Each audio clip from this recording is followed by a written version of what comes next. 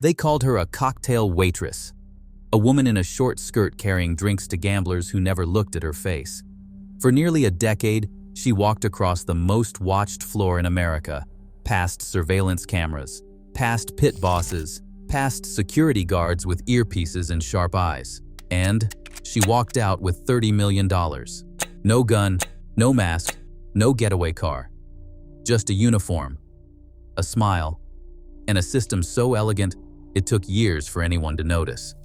And when they finally did, nobody went to prison. To understand how Sandra Sutton pulled off what investigators would later call one of the most audacious theft operations in Las Vegas history, you have to understand where she came from. Because Sandra Sutton wasn't a criminal mastermind in the traditional sense, she wasn't connected to the Chicago outfit. She didn't have a crew, a handler, or a mob boss whispering instructions in her ear. She was a working woman from the kind of background that Vegas attracts like a magnet and chews up like a slot machine. Sandra grew up in the American Southwest in the 1960s, the daughter of a family that scraped by on modest wages in a modest town where modest was all there was. She was smart. People who knew her in those early years consistently used that word. Smart. Quick with numbers. Quick with people. Quick to read a room. Those are gifts that don't always find the right door. Sometimes they find the wrong one. She came to Las Vegas in the way thousands of women did in the 1970s and 80s. Not with a plan exactly, but with an understanding that Vegas paid better than anywhere else for the kind of work that didn't require a college degree. Cocktail waitressing on a casino floor was serious money if you worked the right shift in the right property. You could clear more in tips on a Friday night at a busy strip casino than a school teacher made in a week. And Sandra was good at the job. Genuinely good. The kind of good that gets you the better shifts, the better stations, the closer access to the tables where the real money moved. But here's what people on the outside that never understood about casino floor workers in that era. The job wasn't just carrying drinks, it was managing people. It was reading moods, knowing when a high roller needed flattery and when he needed space, knowing which pit boss was paying attention and which one was distracted, knowing the rhythms of the floor, the patterns, the pulse. Sandra Sutton spent years absorbing all of it, learning the casino the way a musician learns a song, by heart, by instinct, by repetition. And somewhere in all those years of learning, she started to see something else. She started to see the gaps. There is a phenomenon on every casino floor in Las Vegas that operators understood and feared, but rarely talked about openly. It was the invisibility of the service staff. The dealers got watched. The pit bosses got watched. The cage workers got watched. Surveillance cameras tracked the table games with the kind of obsessive attention that a paranoid grandfather gives to his lawn. Every hand dealt. Every chip moved. Every payout calculated against the mathematical expectation of the house edge. But the cocktail waitresses? They move through that world like ghosts. Think about what a cocktail waitress actually does on a casino floor in the 1980s. She carries a tray. She takes drink orders. She delivers cocktails to gamblers who are focused entirely on their cards, their dice, their slot machines. She moves between tables, between sections, between the service bar and the floor and back again. She passes the chip racks. She passes the cage windows. She passes the drop boxes and the toke boxes and every pressure point where money moves from one place to another. And nobody watches her. Not really. Because she is invisible. Because she is furniture. Because in a world designed to make gamblers feel like kings, the woman bringing the free drinks is part of the scenery. This was not an accident of the era. It was structural. The entire surveillance apparatus of a Las Vegas casino in the 1980s was built around one assumption. The threat comes from the gamblers and the dealers. Those are the people who steal. Those are the people who cheat. A cocktail waitress in her uniform with her tray was below the threshold of suspicion almost by design. There was also a culture of silence on the casino floor that protected everyone and held everyone hostage at the same time. The staff talked to each other. They covered for each other. They knew which supervisors were sleeping with, which cocktail waitresses, which pit bosses were stealing from the toke box, which managers had problems with cocaine or gambling, or both. They knew everything, and they said nothing. Because in Vegas, loyalty to your floor family was a survival skill. You did not talk. You did not point fingers. You kept your eyes on your section and your mouth shut. Sandra Sutton understood that culture perfectly. She had lived inside it for years, and when she started building her scheme, she built it on that foundation, on silence, on invisibility, on the simple, devastating truth that in a casino worth hundreds of millions of dollars, the woman carrying the drinks was the last person anyone was watching. To understand why the Frontier Hotel was where all of this happened, you need to know what the Frontier was. Not what it looked like from the outside, but what it was underneath. The new Frontier had one of the most complicated histories on the Las Vegas Strip. It opened in 1942 as the Last Frontier, one of the original Strip resorts, back when the Strip was still a two-lane highway through the Mojave Desert, and a hotel meant a few dozen rooms, and a casino the size of a living room. It became the New Frontier in 1955.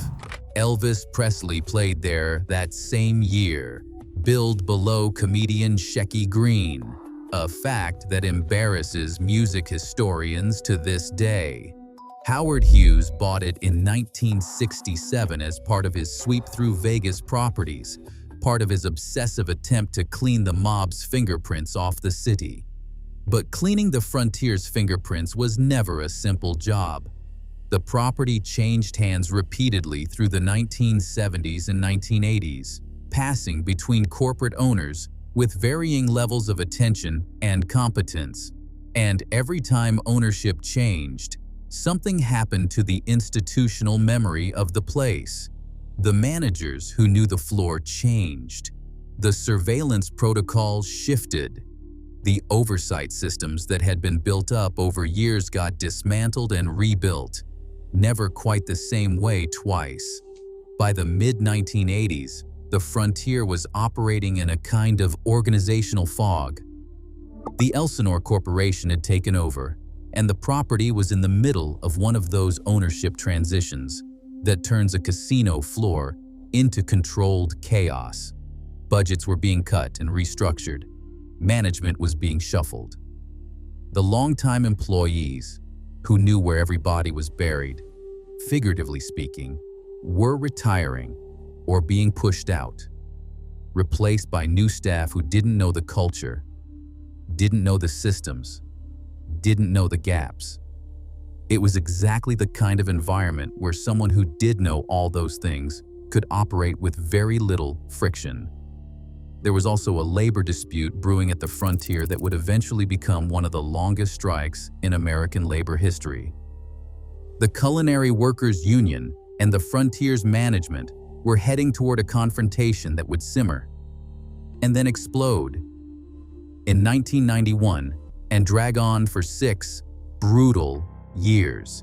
When a casino is at war with its own workforce, when half the floor is filing grievances and the other half is watching their backs, oversight gets complicated. Loyalties fracture. The systems that depend on workers watching each other start to break down. Sandra Sutton had been working the Frontier floor for years by the time all this instability took hold. She knew the property the way a chess player knows a board. Every square, every piece, every possible move. And when the board started shifting beneath everyone else's feet, she knew exactly where the openings were.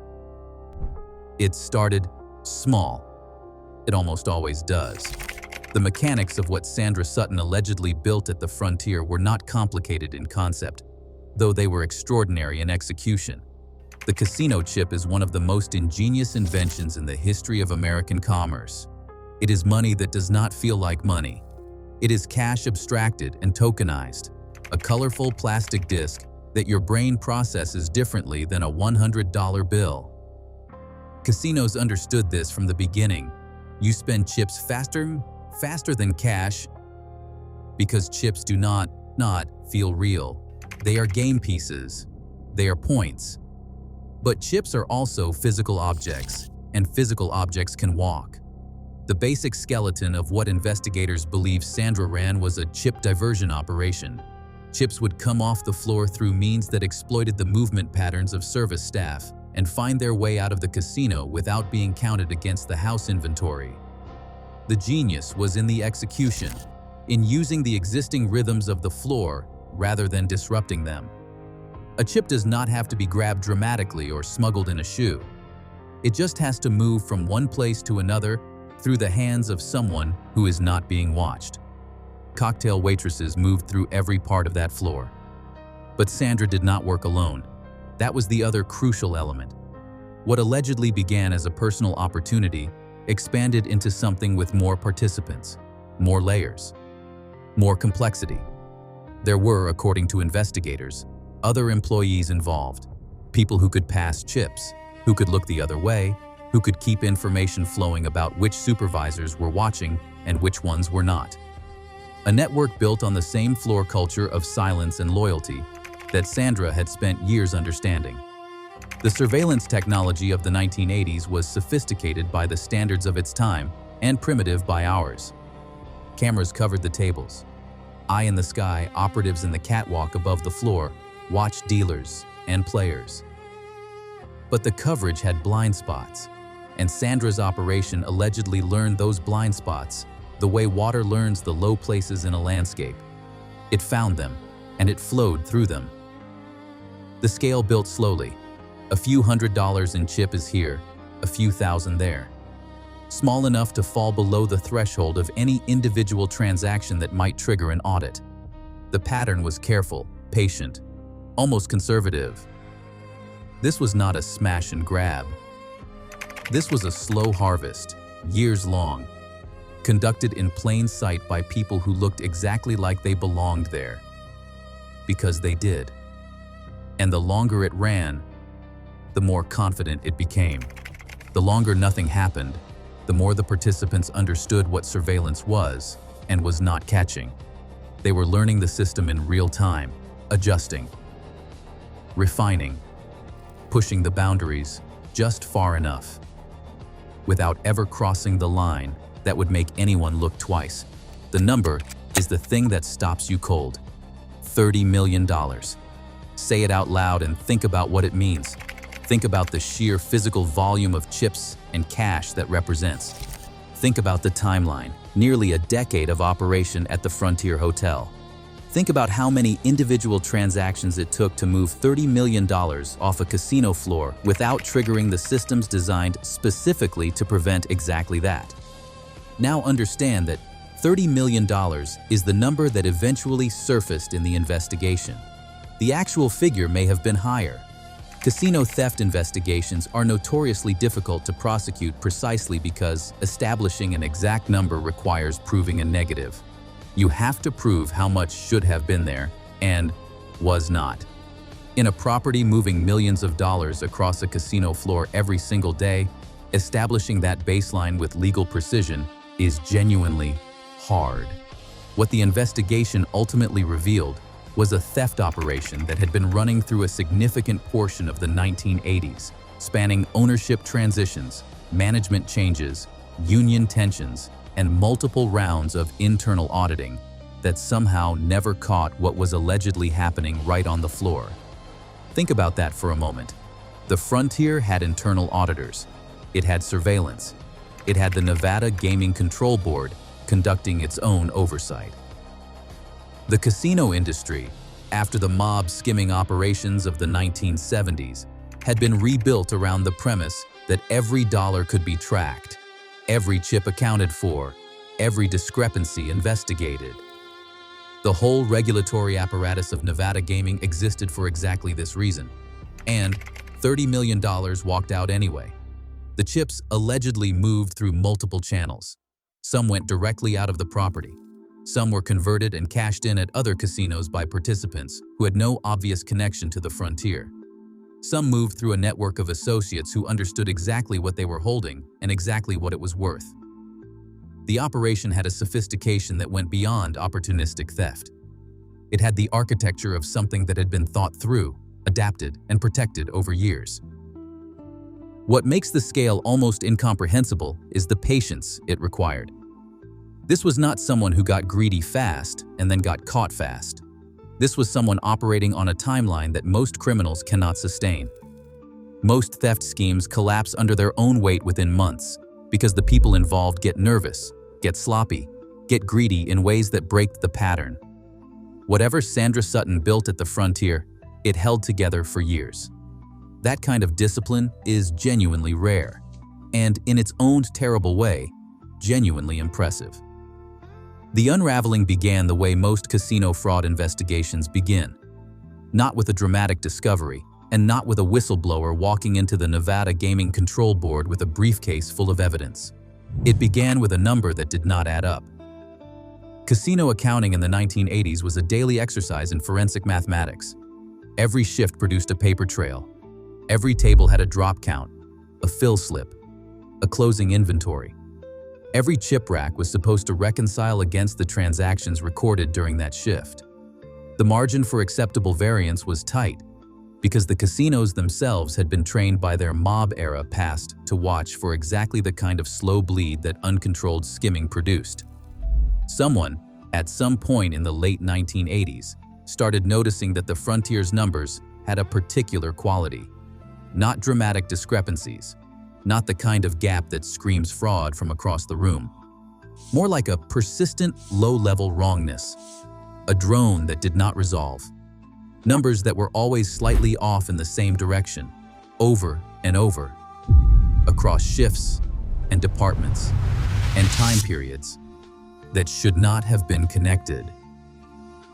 When investigators started pulling threads, they found more threads. And when they pulled those, the fabric came apart. The Nevada Gaming Control Board got involved.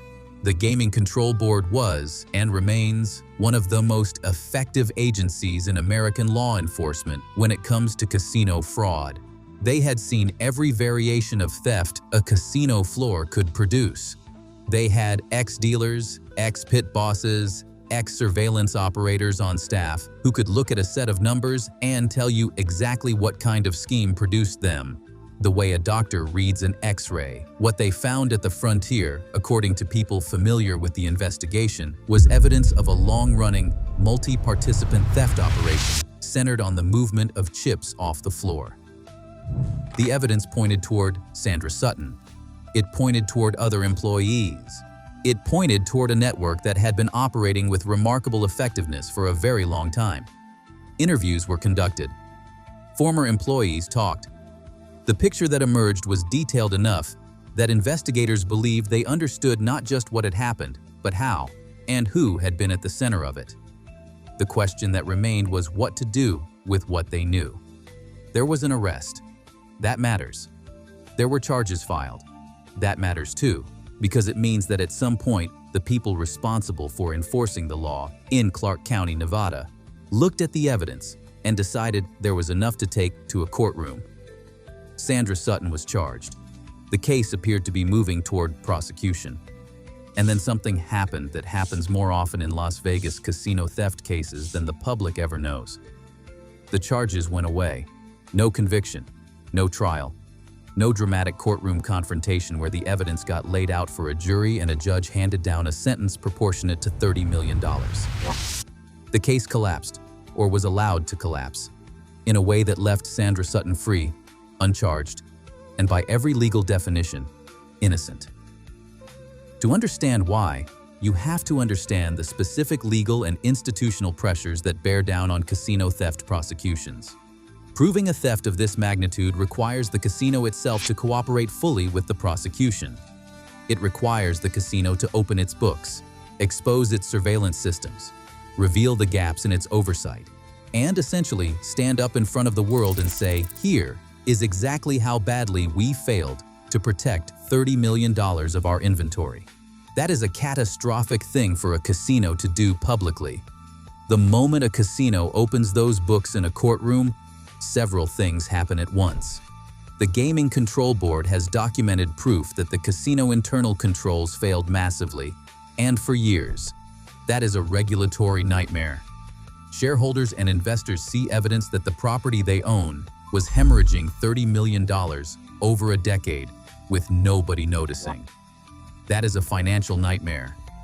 And the public gets a detailed roadmap of exactly how someone successfully stole from a casino floor for years, which is an invitation every grifter and thief in America will read carefully. Casinos have a phrase for this. They do not always want the win. Sometimes the prosecution costs more than the crime. The defense also had tools that made the prosecution difficult. Defense attorneys in casino theft cases become experts in attacking the accounting. When you are defending someone against a charge, the prosecution measures in aggregate discrepancies over years of transactions.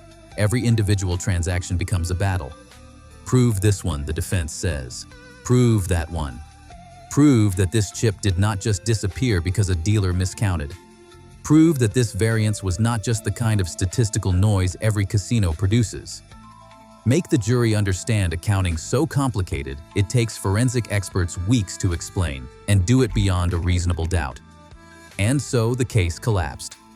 Exactly how and exactly who made what decision, at what moment remains murkier than the $30 million total suggests it should be. But the outcome was clear. Sandra Sutton walked free. The Frontier Hotel's handling of the Sandra Sutton case was not an anomaly. That is the part of this story that Vegas has never wanted to discuss openly. Casinos do not always prosecute theft, not even large-scale theft, not even theft of a magnitude that would send any other business in America screaming to the FBI and the district attorney and anyone else with a badge and a subpoena. The reason is simple and cynical and completely rational from a business perspective. Every major prosecution of casino employee theft is a two-sided sword. On one side, you cut the thief. On the other side, you cut yourself. You expose your surveillance gaps. You expose your accounting weaknesses. You expose the fact that your regulatory compliance, which you certify to the Nevada Gaming Control Board every single year, had a hole in it large enough to drive $30 million through. In 1987, the Nevada Supreme Court ruled in a case that established important precedent around casino liability and internal controls. The gaming regulatory apparatus had been rebuilt after the mob era specifically to prevent exactly the kind of slow institutional theft that the Sandra Sutton case represented. When that theft happened anyway, and happened at scale, the question of institutional accountability became just as dangerous as the criminal case itself. There is also the publicity problem. The Frontier was a major strip property. Its name was on a marquee, visible to everyone driving north from the airport. A trial that put $30 million of employee theft on the front page of the Las Vegas Review-Journal was not something any casino owner wanted. It told every would-be thief in town that it was possible. It told every gambler that the property they were trusting with their money could not protect its own money. It told regulators that something had gone badly wrong for a very long time. The calculation that casino operators make in these situations has a cold logic. Pay for the loss internally. Quietly terminate employees. Quietly cooperate with the Gaming Control Board investigation to the minimum degree necessary to avoid regulatory action, and then let the prosecution die of whatever legal complications can be found or manufactured or gently encouraged to surface. $30 million is a staggering number. But for a major strip property in the late 1980s, it was not an existential number. It was a painful number. It was an embarrassing number. But it was a number that could be absorbed, written off, and buried quietly if the alternative was a public trial that did more damage than the theft itself.